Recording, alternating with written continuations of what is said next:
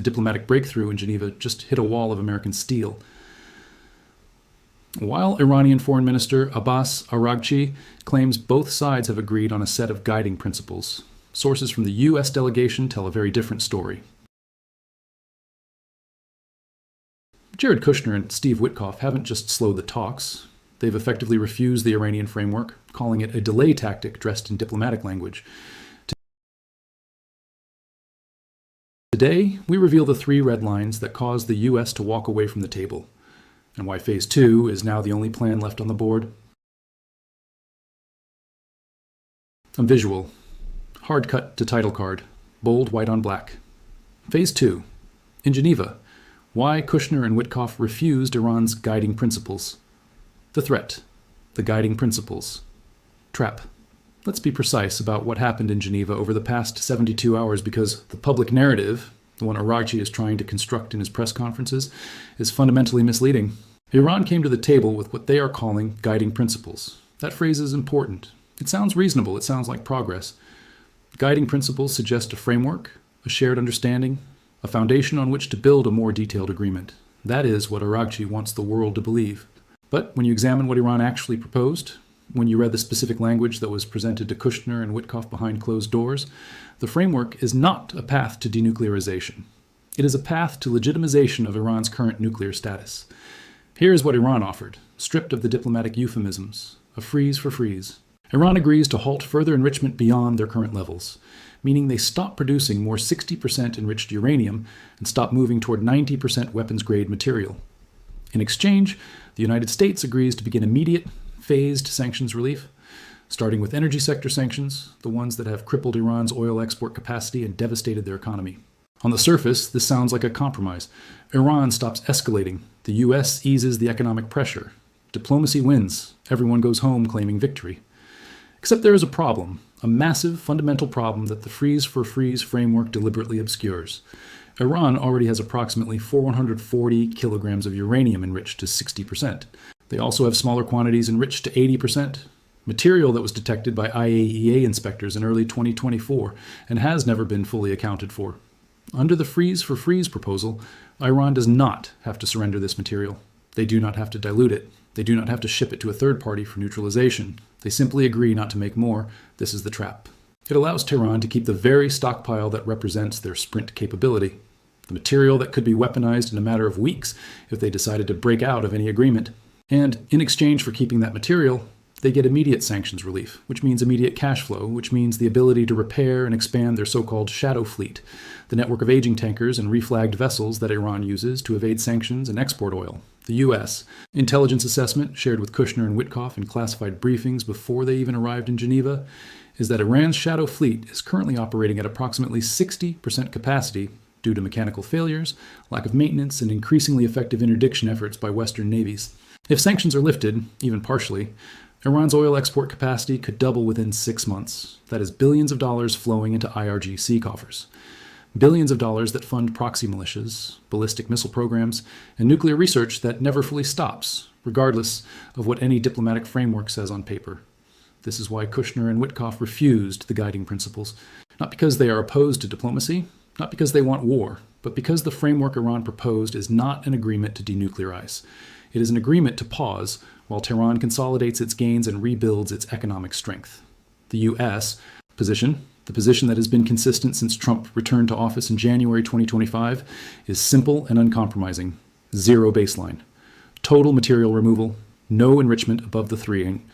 67% threshold allowed under the original JCPOA for civilian nuclear energy purposes. Everything above that level must be removed from Iranian territory within 30 days of any agreement being signed. Iran's guiding principles do not include this. They do not even gesture toward it, which is why, from the U.S. perspective, the principles are not a starting point for negotiation. They are a non-starter. The intelligence. To understand why Kushner and Witkoff took the position they took in Geneva, why they refused the Iranian framework so decisively, you need to understand what happened in Washington 1 week before the talks began. On February 10th, Israeli Prime Minister Benjamin Netanyahu arrived at the White House for what was officially described as a routine consultation on regional security matters. The meeting lasted 4 hours. That is not routine. 4-hour meetings at the presidential level are reserved for moments of genuine strategic significance. According to sources familiar with the meeting, sources who spoke to Israeli and American journalists on background, Netanyahu brought intelligence, specific, actionable intelligence, the kind that changes the parameters of a negotiation before the negotiation even begins. Israeli satellites, working in coordination with U.S. reconnaissance assets, had detected movement at multiple sites in the Zagros Mountains during the first 2 weeks of February. The Zagros Range is a natural fortress, rugged, remote, difficult to access. It is also the location where Iran has historically hidden its most sensitive military infrastructure, including elements of its missile program and, intelligence analysts believe, backup enrichment facilities. What the satellites detected was construction activity, new tunnel entrances being excavated, heavy equipment being moved into positions that suggested underground expansion, and, most critically, convoys of trucks, the kind of specialized radiation-shielded trucks that Iran uses to transport nuclear material, making repeated trips between known enrichment sites and locations in the mountains. The intelligence assessment that Netanyahu presented to Trump was stark. Iran is moving centrifuges, not shutting them down, not dismantling them, moving them, dispersing them into hardened underground sites in the Zagros Mountains that would be significantly harder to target than Natanz or Fordo. This activity was occurring during the diplomatic talks. While Araghchi was making public statements about Iran's commitment to dialogue, while back-channel messages were being passed through Oman, Iran's nuclear establishment was actively working to make its enrichment infrastructure less vulnerable to a potential U.S. or Israeli strike. This is what intelligence analysts call hedging. Iran is not betting on diplomacy succeeding. They are preparing for it to fail, and they are using the time that diplomacy buys, the weeks and months of talks, negotiations, framework discussions, to improve their defensive posture. When Kushner and Witkoff arrived in Geneva, they were carrying this intelligence. They knew what Iran was doing, and it fundamentally shaped their approach to the talks. Kushner's message to the Omani mediators. Oman has served as the primary intermediary between the United States and Iran throughout these talks. Omani diplomats have carried messages, facilitated meetings, and worked, genuinely by all accounts, to find common ground between two sides that are not speaking directly to each other. On February 16th, one day before the U.S. delegation walked out, Kushner reportedly delivered a message to the Omani mediators that was blunt to the point of being confrontational. The exact wording, according to sources who were briefed on the exchange, was, "We aren't here to negotiate the speed of your enrichment. We are here to negotiate the end of it." How's Jared Kushner via Omani intermediaries, Feb 16, 2026. That sentence encapsulates the U.S. position more clearly than any diplomatic communique. There's no compromise available on the fundamental question. The United States is not willing to accept an Iran with enrichment capacity above civilian levels. Not now, not in 5 years, not in 10 years. The framework Iran is proposing, a freeze that allows them to keep their current stockpiles, is not acceptable because it does not end the program. It merely pauses it. The Omani response, according to the same sources, was to convey that message to the Iranian delegation and to report back that Tehran's position had not changed. Iran was offering a freeze. They were not offering elimination. At that point, the talks were effectively over. What happened on February 17th, the walkout, Araghchi's press conference, the competing narratives about whether progress had been made, was theater. The substance had already been decided the day before, when it became clear that the gap between the U.S. zero baseline position and Iran's freeze-for-freeze position was unbridgeable. The intelligence gap, what the public sees versus what the Pentagon knows. There is always a gap between the public narrative and the intelligence picture. That is normal, that is expected. Diplomacy requires a certain amount of public posturing, face-saving, and ambiguity. But the gap in this case is unusually wide. The public sees diplomatic talks continuing, guiding principles being discussed, both sides expressing cautious optimism about the potential for agreement. The intelligence community sees Iran moving nuclear material into mountain bunkers, repositioning centrifuges into sites that were not part of the original JCPOA monitoring regime, and preparing, both technically and operationally, for the possibility that these talks collapse and a military strike follows. The reason Kushner and Witkoff refused the guiding principles is that they are operating based on the intelligence picture, not the public narrative. They know what Iran is doing behind the scenes, and from that perspective, accepting a framework that allows Iran to keep its enriched stockpiles while simultaneously fortifying its program is not diplomacy. It is complicity. I-Info. The Zagros Mountains intelligence has not been publicly disclosed by the U.S. or Israeli governments. It remains classified.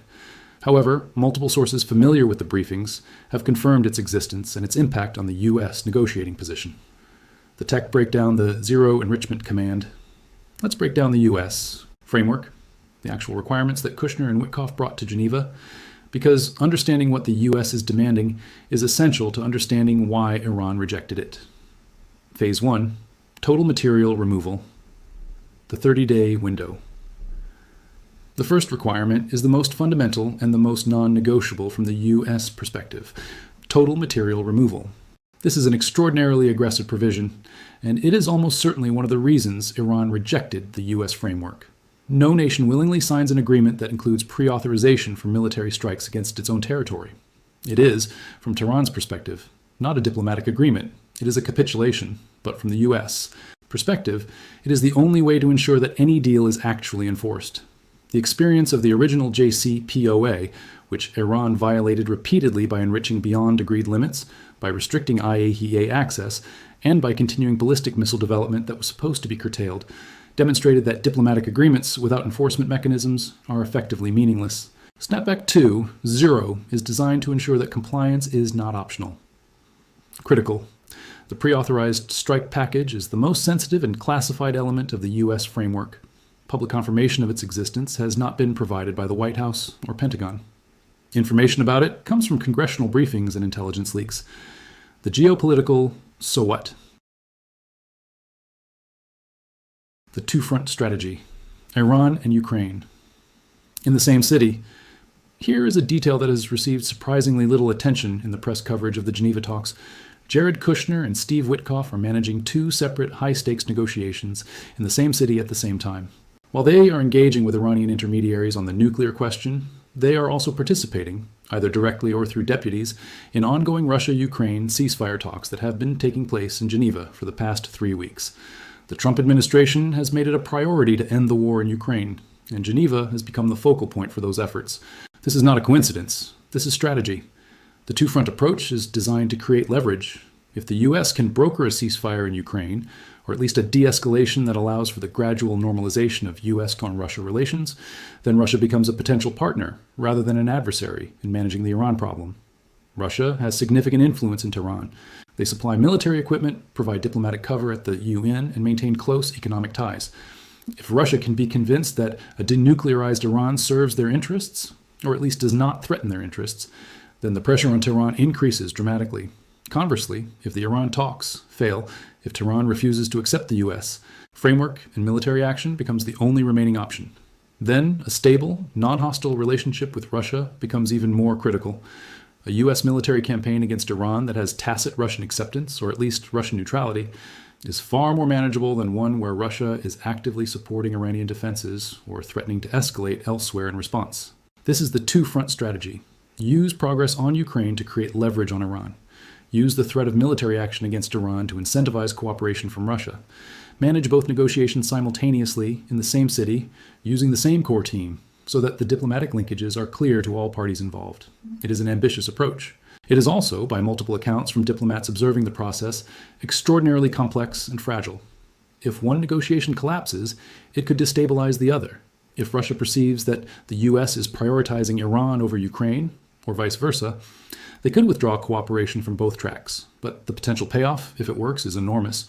A deal that ends the war in Ukraine and denuclearizes Iran, achieved simultaneously through coordinated diplomacy in Geneva, would represent one of the most significant foreign policy successes in modern American history. The question is whether it is achievable. And based on what happened in the past 72 hours, based on the U.S., rejection of Iran's guiding principles and the increasingly pessimistic assessments coming from both sides, the answer appears to be probably not. Trump's traumatic warning. From financial to kinetic, President Trump has used one word repeatedly when discussing the consequences of diplomatic failure in Geneva. Traumatic. If Geneva fails, what comes next will be very traumatic for Iran. We gave them every chance. We offered them the best deal they will ever get. If they choose not to take it, that's their choice, but they will live with the consequences. President Donald Trump, Truth Social, Feb 16, 2026. That word, traumatic, is deliberate. It is not diplomatic language. It is not a vague threat. It is a signal that the response to diplomatic failure will not be incremental.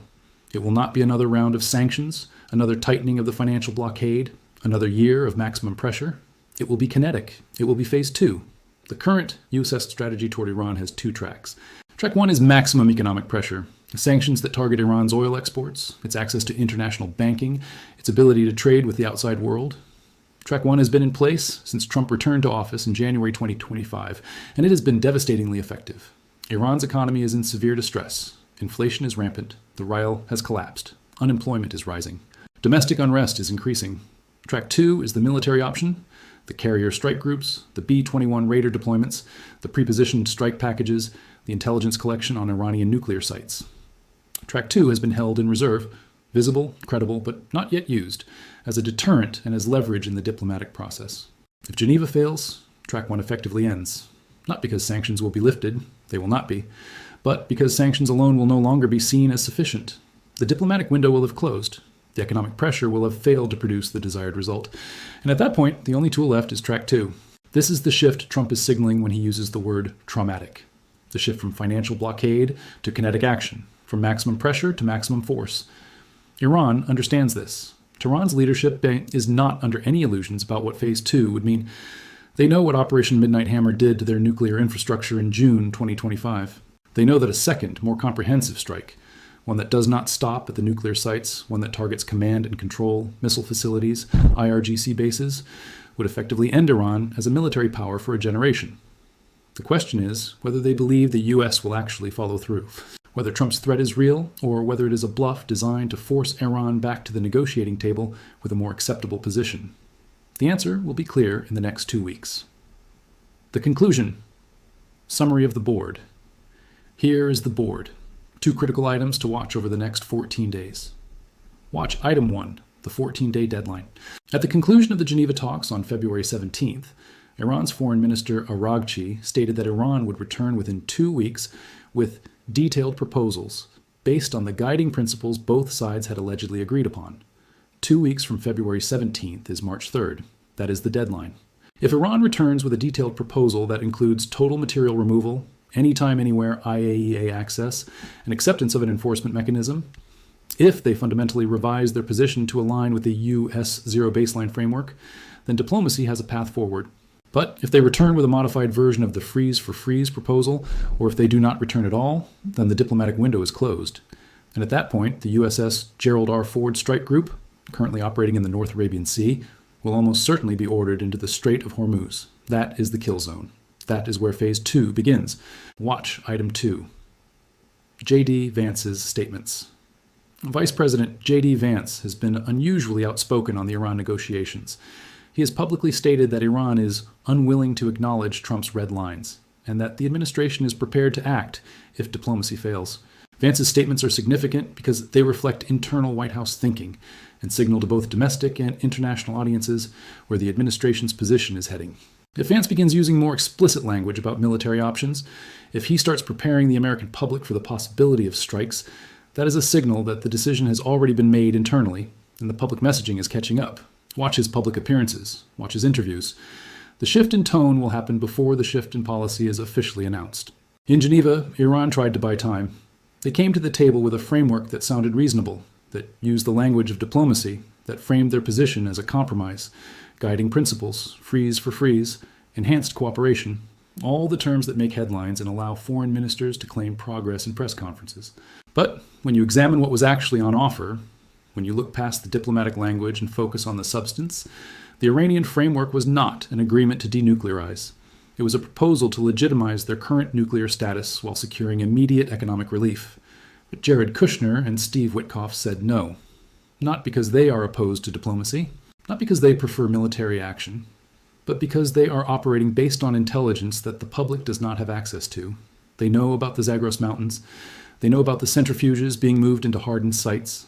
They know that Iran is using the time that diplomacy buys to prepare for the possibility that these talks collapse and a strike follows.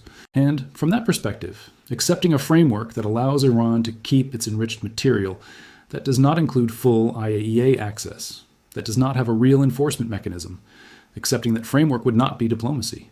It would be complicity in Iran's nuclear hedging strategy, so they walked away. And in doing so, they delivered a message that is as clear as any diplomatic communique. Time is the one thing Iran no longer has. The 14-day clock is now running. Iran can return to Geneva with a position that meets the U.S. zero baseline requirements, or they can maintain their current position and wait to see if Trump's threat is real. The USS Gerald R. Ford is en route to the Persian Gulf. The B-21 raiders are on standby. The strike packages are planned, the targets are identified, and the authorization, if snapback 2.0 is any indication, may already be in place, waiting only for the diplomatic process to officially exhaust itself. Phase 2 is not a hypothetical scenario being gamed out in Pentagon briefing rooms. It is a plan, a detailed operational plan. The only question left is whether it will need to be executed. We will know by March 3rd,